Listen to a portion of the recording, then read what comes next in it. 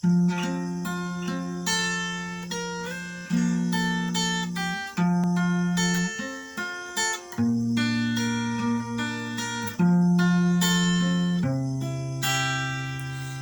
Ginoo nagatawag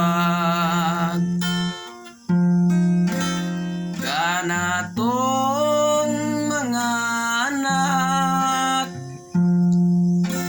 masalay po nung matarong kaniya kita tiguma.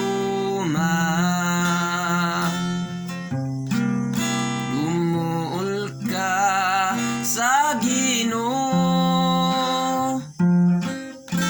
nagatawag siya karon, patalim mo ging pulong niya, nagatawag siya karon.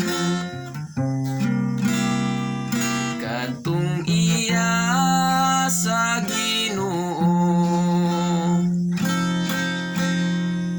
naganunot man kaniya, ug sa tingog sa Ginoo sila gayon magpatay.